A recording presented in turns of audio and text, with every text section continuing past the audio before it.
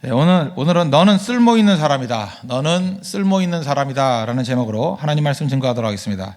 인생을 살다 보면은 본의 아니게 이렇게 멈춰 서야 될 때가 있습니다. 이렇게 중단되고 쓰러지고 그럴 때가 있습니다.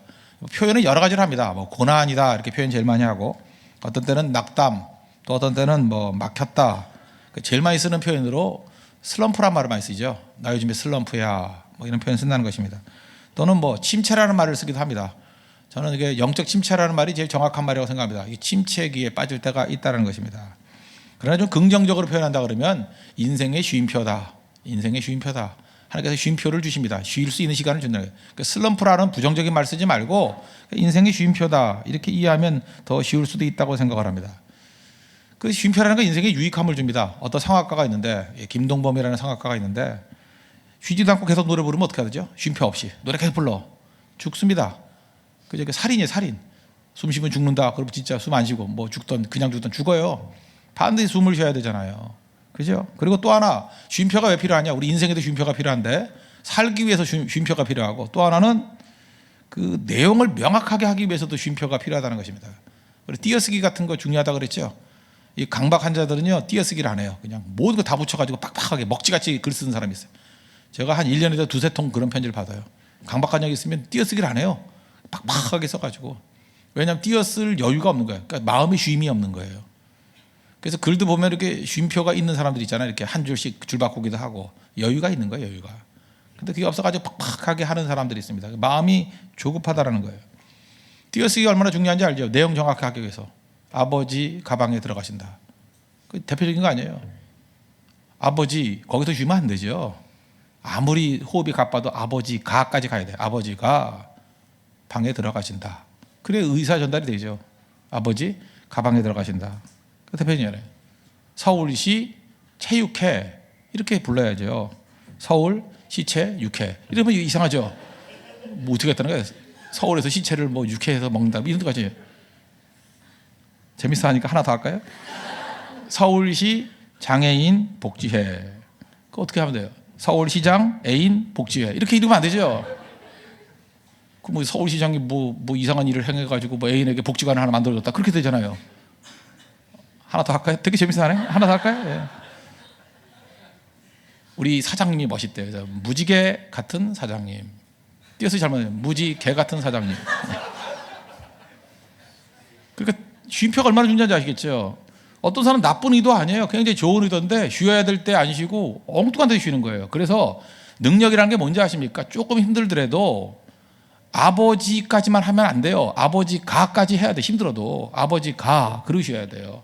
방에 들어가신다. 그래 의사소통이 된다고요. 근데 자기 중심이 돼가지고 나 힘들어, 외로워, 뭐 너무 슬퍼. 아버지가 그걸 가만히 있다가 가방에 들어가신다. 그 무슨 소리인지 모르잖아요. 그러면서 세상을 탓하는 거라고. 왜 세상은 내 말을 이해를 못하는지 몰라. 자기가 잘못한 거예요. 자기가.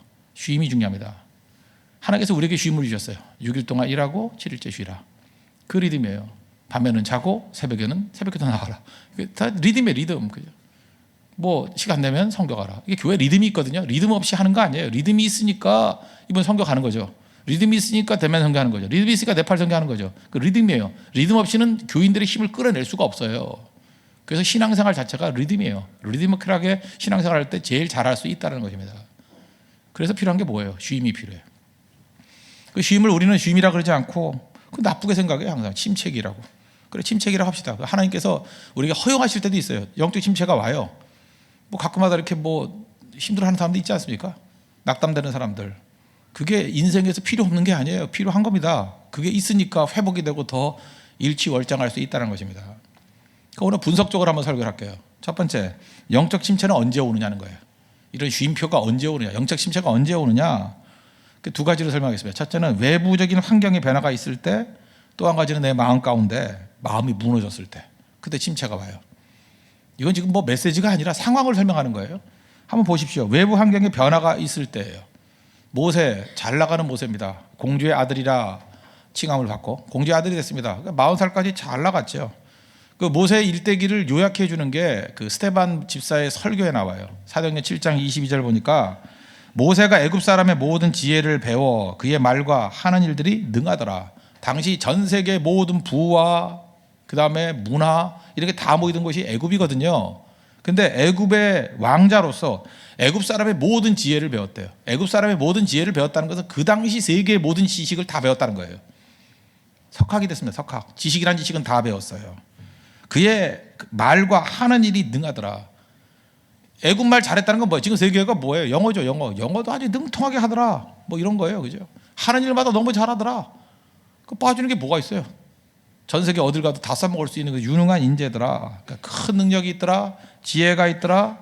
또 다른 말로 하면 출세의 길이 보장되어 있더라. 그게 모세의 모습이었습니다.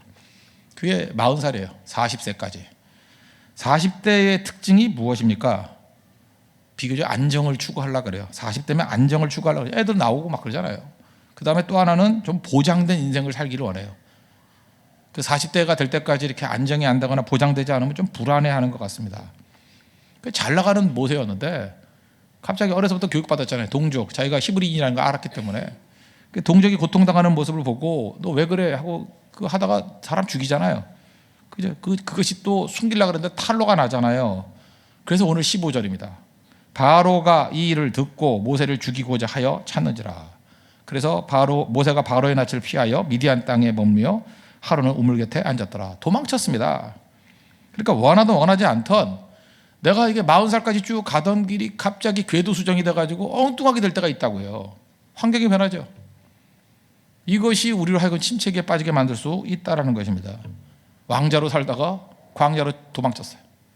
광야로. 이때 당시에 그 바로 왕이 뭐 역사상에서 투투모세 3세라 그러죠.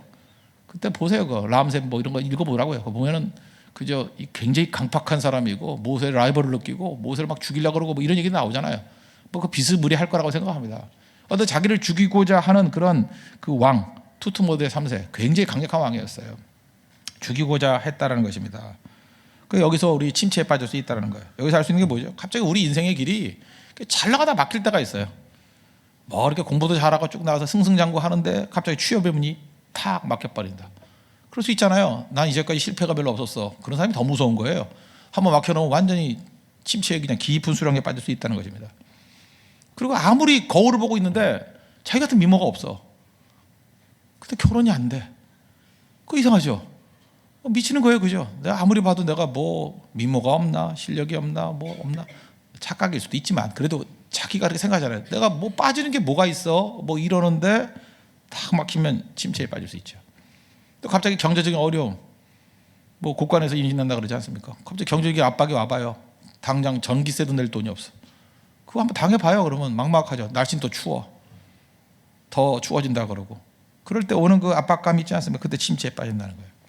또 잘 나가다 갑자기 실직이 돼버렸어요. 금방 취직될 줄 알았는데 언제나 당황스러운 건 그거예요. 내 뜻대로 이렇게 흐름이 가야 되는데 내 뜻대로 안 되는 게 한 2박자만 엇박자가 돼도요 사람이 당황합니다. 그때 또 침체에 빠질 수 있어요. 또 축하와 축복 속에 결혼을 했습니다. 잘 살 줄 알았어요. 근데 뭐 본인의 잘못도 있지만 또 배우자의 잘못으로 인해서 그냥 도저히 그 같이 살 수 없는 상황이 조건이 되지 않습니까? 갑자기 이혼의 상처를 받게 됐어요. 그때 충격이죠. 한 대 맞은 것 같죠. 뻥 뚫린 것 같은. 그때 뭐 어려움이 있죠. 모든 게 승승장구했는데 자녀가 탈선을 합니다. 탈선을 해가지고 뭐 집 나가서 들어오질 않아요. 행복하겠어요? 이 겨울철에 한 고1쯤 되는 아들도 아니고 딸이 집을 나가서 안 들어온 지 석 달이 됐다. 부모가 잠이 오겠어요? 밥이 넘어가요?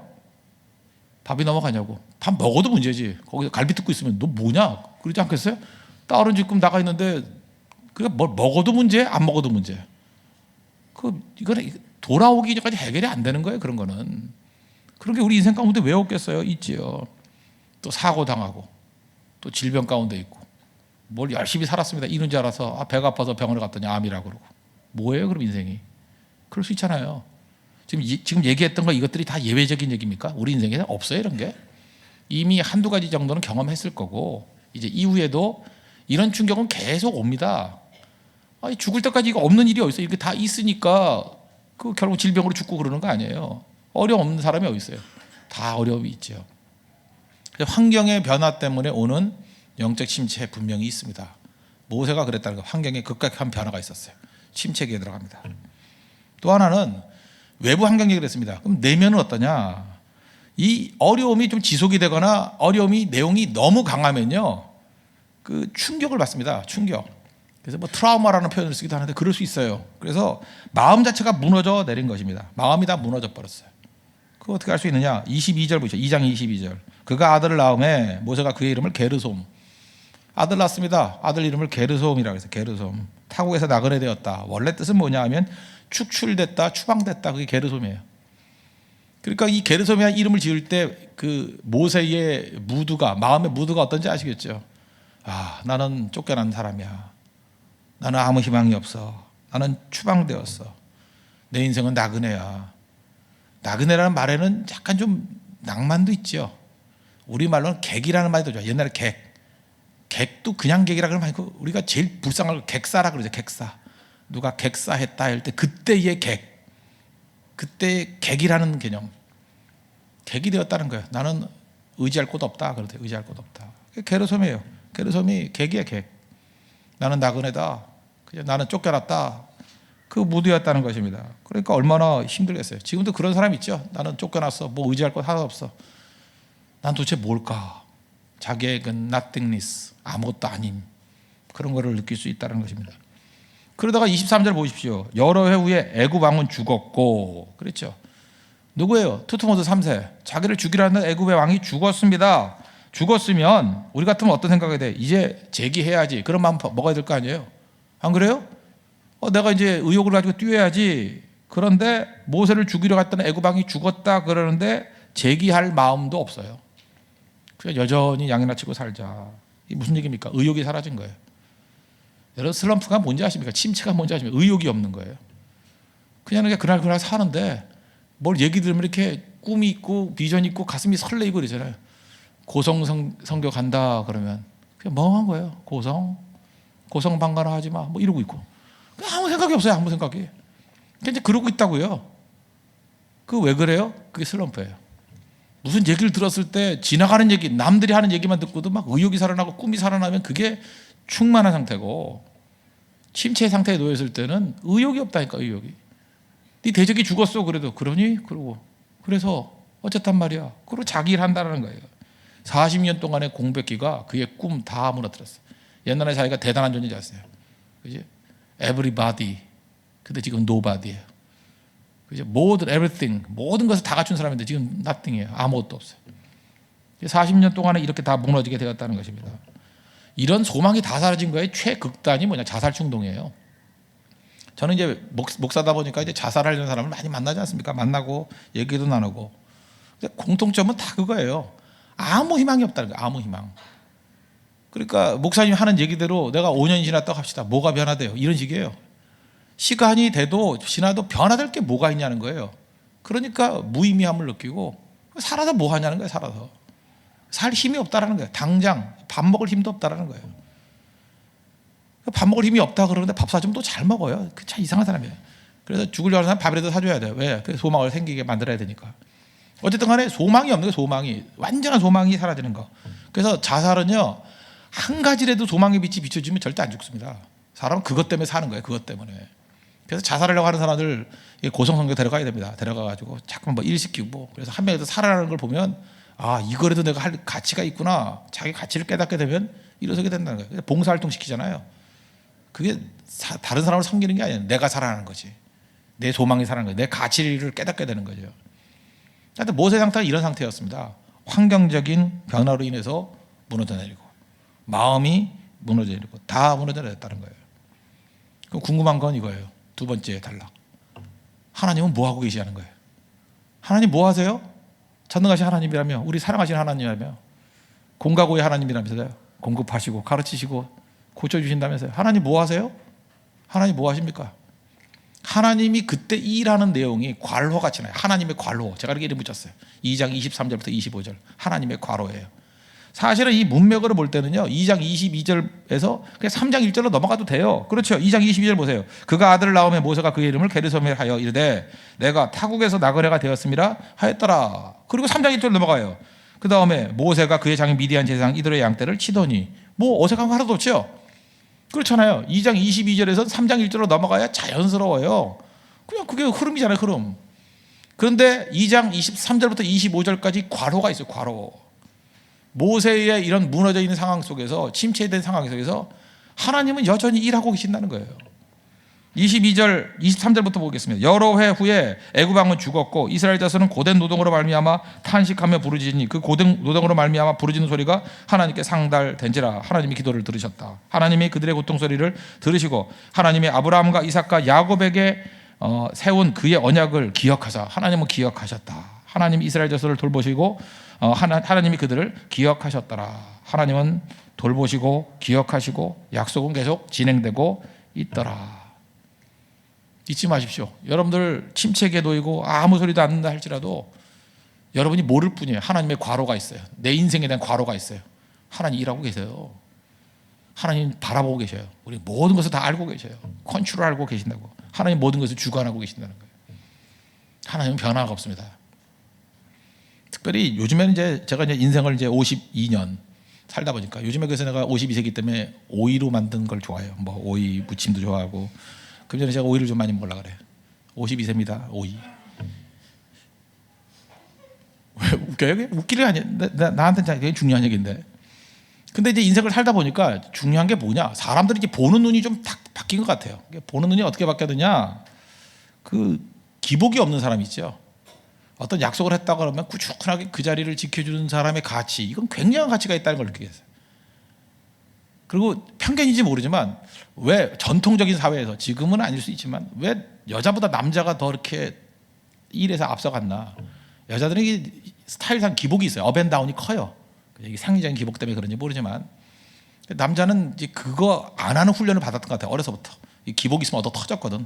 어디서 울어? 그래서 표현도 못하고, 어디서 뭐 웃어도 안 되고. 그러니까 계속해서 기복이 없게 만드는 훈련을 오랫동안 받아왔어요. 그래서 자기 표현도 잘 못하는 것 때문에 스트레스도 받지만 기복이 없어요. 웬만큼은 지켜줄 줄 알고, 힘들어도 표현 안 하고 그 자리 지키는 거, 그 훈련이 돼 있다고. 제가 말하는 거 우수한 인재들, 우수한 인재들은 그런 훈련을 받았어요. 저질 인생들은 그걸 못 받았으니까 다 무너지는 거고, 우수한 인재라고 말하는 사람은 정신적인 압박은 받지만 그 훈련을 받았다고. 그러니까 지도자가 되는 거예요. 이제 억지로라도. 그런데 하나님의 속성을 받으면 하나님 형상으로 지음받았잖아요. 우리 하나님이 자녀잖아요. 그러니까 하나님의 속성이 뭘까라고 할 때 그게 성실이에요. 성실성. 하나님은 성실하신 하나님이에요. 하나님은 성실하신 하나님. 에메스라고. 에메트. 하나님의 성실성. 헤세드와 에메스. 하나님의 인자와 성실과 인자. 성실이 뭡니까? 변함이 없는 거예요. 그런 생각 안 해보셨어요? 그러니까 예수님께서 이 땅에 오셨어요. 왜 오셨습니까? 우리 죄를 위해서 십자가를 지시려고. 근데 와서 보니까 하는 꼴들이 마음에 안 들어. 그래서 중간에 앉아. 그러고 갔다 그러면 우리 구원 받겠어요? 상상을 못하죠, 그런 건. 예수님의 성실성, 성실성. 약속하신 건 이루어내시잖아. 십자가 지러 오셨다 그러면 십자가 지시고 가잖아요. 하나님의 약속, 하나님 한 번 약속하신 거 변함이 있어요, 없어요? 변하지 않아요, 하나님의 약속. 그래서 하나님 약속 무조건 믿어도 돼요.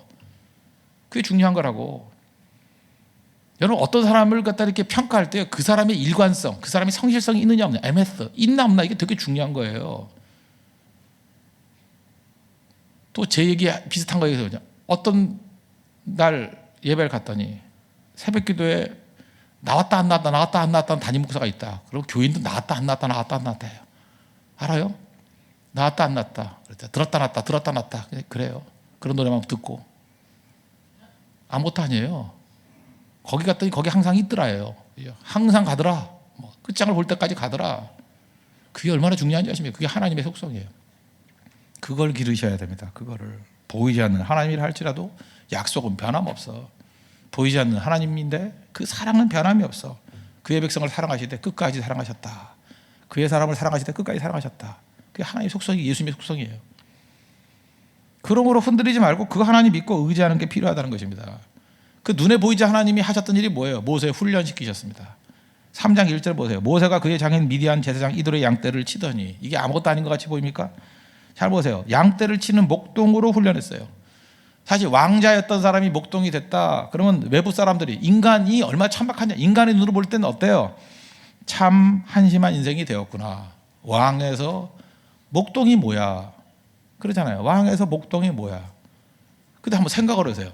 그 왕자 노릇 하던 사람이 만약에 양치는 경험이 없이 이스라엘 백성들 200만을 데리고 광야에 출애굽을 했다 그러면 성공했겠어요, 못했겠어요?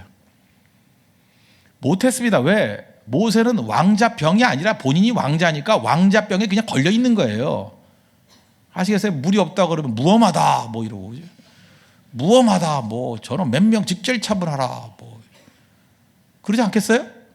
그다음 뭐 힘들어 하나님 못해요 뭐 이건 내가 하겠어. 그다음 뭐 너한테 위양을 하노라 뭐 아론 네가 해. 그러니까 말도 안 되는 얘기 버리죠. 그러니까 출애굽의 지도자로서 왕자는 어울리지 않아요. 그리고 절대로 200만이나 되는 사람을 40년 동안 광야에 이끌 수 없습니다. 왕자에서 목동으로 추락한 게 아니에요. 그걸 추락이라고 생각합니다. 인간적인 관점에서 추락한 게 아니고 하나님께서 목동의 훈련, 양들이 말 정말 안 듣는데요. 양들은 항상 삐져나가고 그 양 쳐본 사람이 아니에요. 속 다 썩는데요. 목동들은 양만큼 말 안 듣는 존재가 없대요. 근데 그걸 때로 몰고 다녀야 되잖아. 왜? 인건비 드니까. 양이 10마리인데 목동 10마리 두면 그 인건비가 안 나오잖아요. 그러니까 양이 100마리라도 한 사람이 몰 수 있게 하는 게 기술 아니에요. 그죠? 더 많은 양떼들을. 그 기술을 어디서 배웠어요? 광야에서 배웠다고. 광야에서. 그래서 광야 전문가가 됐습니다. 그러니까 200만이나 되는 양떼를 이끄는데 어려움이 없죠. 하나님 나라에 쓰레기가 있는지 아십니까? 없어요. 지금 했던 모든 것들 다 필요한 거라니까요. 여러분들 왜 그런 훈련 시키는지 알아요? 왜 혼자 멍하니 있는지 알아요? 그거 다 훈련이에요. 나중에 다 써먹는다고. 난 여러분 지금 고난당하고 침체에 있고 어려움 당하고 하는 것들이 정말 신나요. 저게 우리 재산이다. 그죠? 저렇게 하는 거 보니까 또 하나님 세워주시겠구나. 왜 취직이 잘 안 되는지 알아요? 그래야 취직 안 되는 사람을 건져주지. 그런 간사되지요. 그렇지 않겠어요? 왜 재수하고 맨날 대학 떨어지는지 알아요? 그래야 떨어진 애들 또 품지요. 왜 떨어뜨려서 대상하고 버리는지 알아요? 그래야 또 재수생들 전도해 오죠. 다 필요한 거예요. 하나님이 우리 인생에 필요하기 때문에 훈련시키는 과정이라는 것입니다. 그거 없이 절대로 쓰임받지 못한다는 거예요. 왕자병, 공주병 갖고 절대 안 됩니다. 물론 여러분 신분은 하나님 나라의 왕자고 하나님 나라의 공주지만 하는 행동은요 거의 동짓꾼의 자녀같이 살아야 됩니다. 하나님 그렇게 훈련시키지 절대로 왕자답게 훈련시키는 게 아니라는 거예요. 이번에 고성선교를 가보십시오. 독립군의 자녀가 뭔지를 체험케 될 것입니다. 그게 훈련이에요. 그게 중요한 것이고, 최근에 그 가장 주목을 받는 선수라 그러면 추신수, 야구 선수 추신수 생각하지 않습니까? 그 추신수에 대해서 추신수가 그 뭐 7년 동안인가 얼마 받죠? 1억 3,700만 달러. 그 대충 치면 1,500억이에요. 1,500억. 1,500억이 어떤 돈인지 아십니까? 1년에 1억씩 쓰면은요 1,500년을 쓰는 돈이에요. 1,500년 알아요? 고구려 망할 때부터 쓰기 시작해서 지금까지 1억씩 쓸 수 있어요? 고구려 망할 때부터 시작해가지고 1,500 그때 전이지. 훨씬 전이지. 그때 700년 때잖아. 그죠? 내가 계산이 잘못했네. 고구려 한 중반기부터 쓰기 시작해서요 지금까지 계속 쓸 수 있는 돈이 1억씩. 1억 쫀쫀하게 1억을 어떻게 해서 10억씩 씁시다. 1년에 10억씩 150년을 쓸 수 있어요. 150년. 그 얘기 무슨 얘기예요? 출신이 죽을 때까지 다 못 쓴다는 거예요. 사기 당하지 않는 한. 그런데 돈 얘기만이 아니에요. 근데 이렇게 됐던 이유가 뭐냐? 그러냐. 지금의 추신수를 키운 80%는 마이너 리그 경험이었다. 그런 얘기들 많이 하잖아요. 미국에서 운동 잘하는 애들 있잖아요. 잘하는 애들은 그 프로야구 쪽으로 안 갈라 그런답니다. 메이저리그로 안 갈라 그런데요. 이유가 뭐냐면 시간이 너무 오래 걸린대요. 그 메이저리그로 가기 전에 마이너리그 경험이 3년에서 4년 정도가 있어야 된대요. 그러니까 다른 경기에 비해서 제대로 프로로 쓰임 받는데 시간이 굉장히 오래 걸린다는 거예요. 그래서 그런 얘기를 하는 거예요. 마이너리그에서 1,500 정도, 1,500 타석 정도를 들어서야 된대. 1,500 타석에 들어서려고 그러면 보통 한 3년에서 4년 정도가 걸린답니다. 근데 추신수는 무려 3,000 타석에 들어섰대요. 그리고 마이너리그만 10년 했답니다. 한 1년 연봉이 10,000불. 10,000불이면 1,000만 원이에요. 한 달에 100만 원 좀 안 되는 돈 받고 살았대요. 미국 생활 아십니까? 아무리 뭐 촌구석에 살아도요. 그 렌트비 제가 보니까 그 시카고 옆쪽에 미시간에 그 좀 촌동네 갔더니 거기 렌트비가 한 500불 하더라고. 그리고 뭐 LA나 이런 데 가면요. 그냥 세 식구 정도, 그 식구도 5명이잖아요. 그 정도 살라 그러면 최소한 아무리 거지 같은 집 살아도 1,500불은 줘야 돼요. 2,000불 정도 줘야 되고, 뭐 뉴욕이나 이런 데 가면은 뭐 더 2배로 뛰고. 그러니까 미국 생활에서 1,000불 갖고 산다는 건 노숙자입니다. 노숙자. 거의 노숙자 생활. 그걸 10년을 했다는 거예요. 그래서 그의 아내가 뭐 우울증에 걸리기도 하고 그랬대잖아요. 그럼에도 불구하고 격려해 줬다 그러죠. 참으라고. 중간에 돌아올 생각이 많았다잖아요.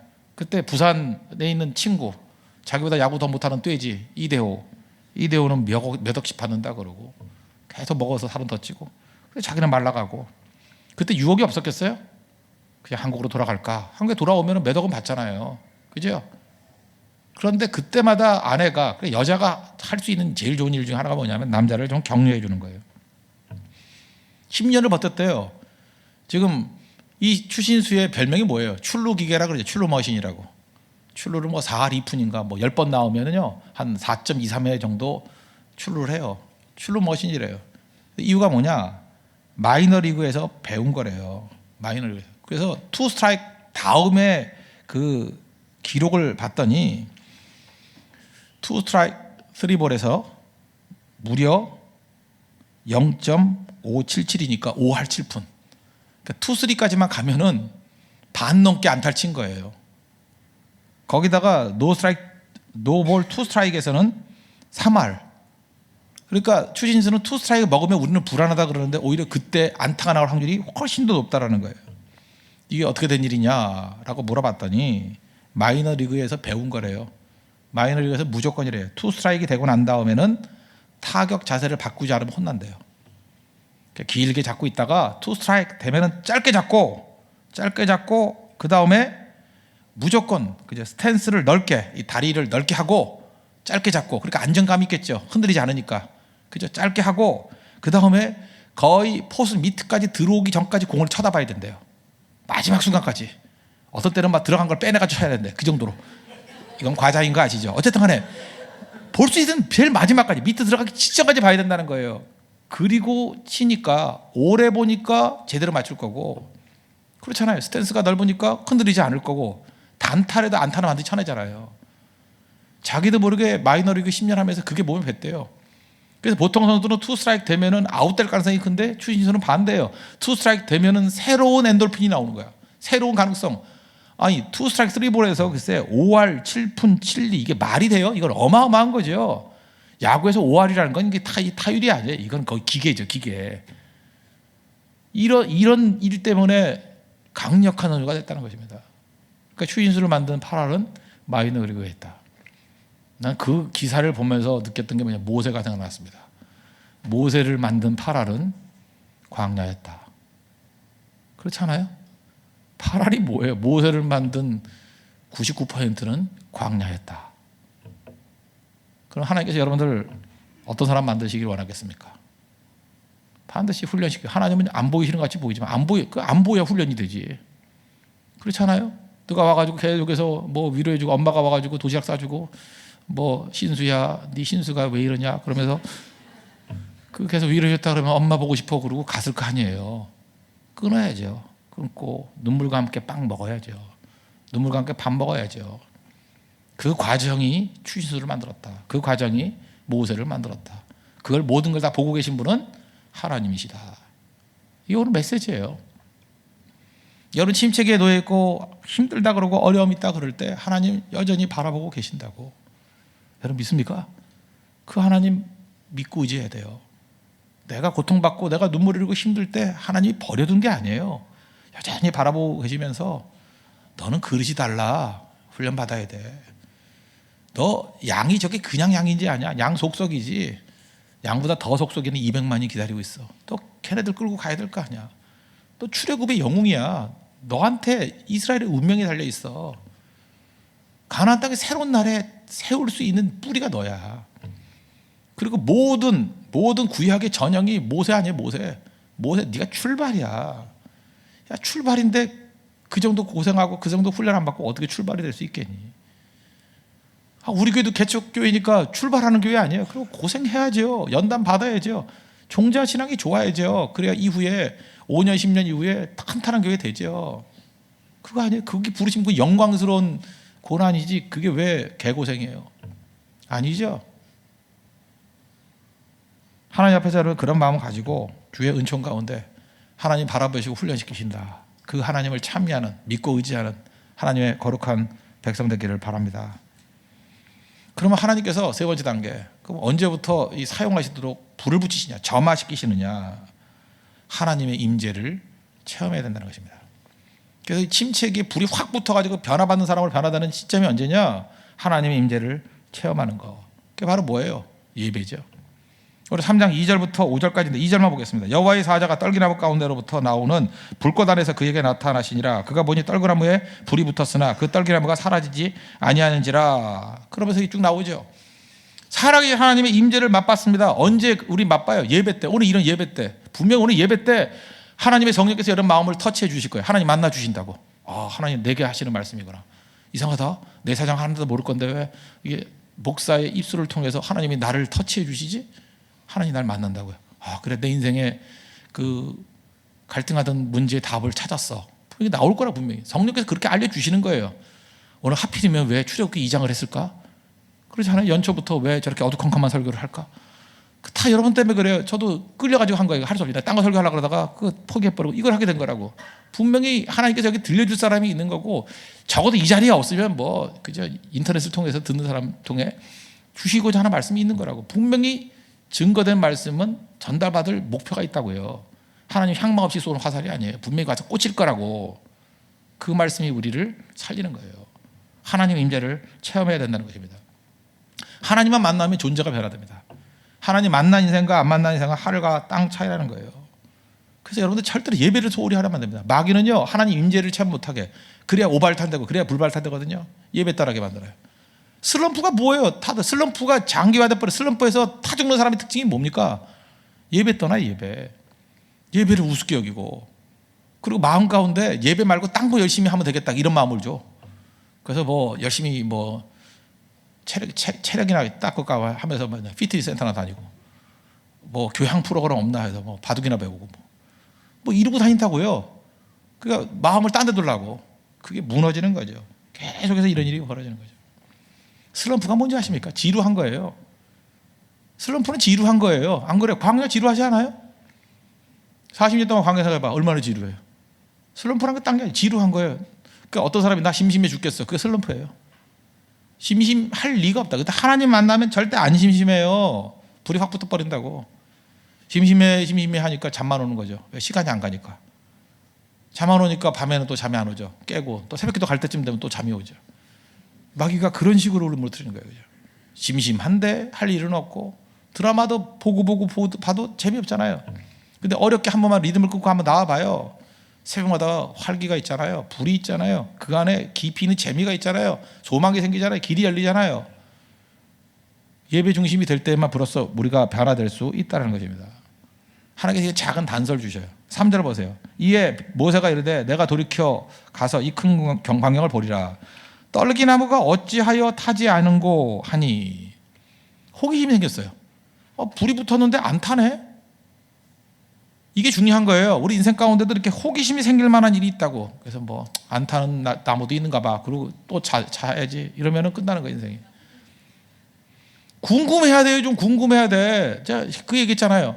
어떤 간사가 있는데, 여기도 지금 예배 참석했네. 도대체 인격이 별로 좋은 것 같지도 않은데 사람들이 모여요. 그럼 나는 그게 궁금해 죽겠어. 도대체 저 리더십을 갖고 왜 사람이 모일까? 전혀 이게 상반된 인격의 사람, 상반된 성격의 사람들이 어쨌든 얼기설기 모여 있어. 난 그게 너무 궁금했다니까요. 궁금해서 만나보니까 아직도 계속 궁금하고 있어요. 근데 답은 못 찾겠지만 어쨌든 간에 궁금해야 되죠. 그래서 만나봐야죠. 왜 그런가 하고, 왜 그런가. 그래서 제가 답을 찾을 수 없어가지고 딴 사람한테 물어봤어요. 그 왜 그럴 것 같니? 그랬더니 자기가 이렇게 애정을 갖는 사람한테는 무지무지하게 사랑을 쏟아붓는 것 같대. 막 돈도 쓰고 먹이기도 하고, 딴 사람한테는 아무것도 없는데 뭐 그렇게 열심히 하는 것 같대. 그렇게 말하는 사람 한 사람이 나왔어. 나머지는 관심도 없고. 하여튼 간에 그랬더라고요. 그러니까 중요한 게 뭐냐, 우리에게 하나님께서 호기심을 던져준다. 호기심을 준다는 거, 그게 중요한 거예요. 왜 그럴까? 그러면서 알아보러 가는 거예요. 왜 그럴까? 여러분, 고성성교 궁금도 안 해요? 안 궁금해요? 반응이 없죠. 이게 죽은 거예요, 이게 지금. 이 광야 오래 있어야 돼, 아직도 한참. 근데 이게 궁금해서 미치는 거야, 궁금해서. 나는 어제 저녁에 진짜 화가 났어요. 제가 요즘에 보는 유일한 드라마가 기황후인데, 기황후 몰라요? 여러분 안 보시는가 보네. 제가 웬만하면 그 생방송으로는 안 봅니다. 본방사수를 안 해요. 저는 항상 나중에 인터넷으로 이렇게 다시 보기를 하죠. 다시 보기를 하는데 어제 딸애가 뭐 하는 짓인지 그걸 본방을 봤어요. 20회를 봤는데 너무 궁금한 거야. 나 이렇게 잠 못 잤어요. 궁금해서 죽을 줄 알았어. 궁금해 죽겠어. 죽겠어. 이게 다시 보기면 있으니까 그냥 메일 클릭해서 봐야지 이러면 되는데 이거 할 데가 없잖아요. 그래서 제가 깨달았어요. 이게 다시 보기가 1,500원이더라고. 그래서 방송국에서 미리 보기 5만 원에 그냥 보겠다고. 미리 보기 5만 원. 그래야 돈을 벌지 걔네들. 근데 돈만 좀 있으면 한 10만 원도 지불할 가치가 있어요. 그죠? 너무 궁금해서. 제가 약간 궁금해하는 사람이에요. 너무너무 궁금해가지고 게다가 오늘 아침까지도 머리가 띵했어. 그거 어떻게 되지? 어떻게 되지? 연철이가 어떻게 됐을까? 죽었을까? 살았을까? 뭐 이런 거. 드라마 잘 맞는 거죠. 그렇다 그러면 이건 살아있다는 뜻이거든. 궁금증이 있다는 건.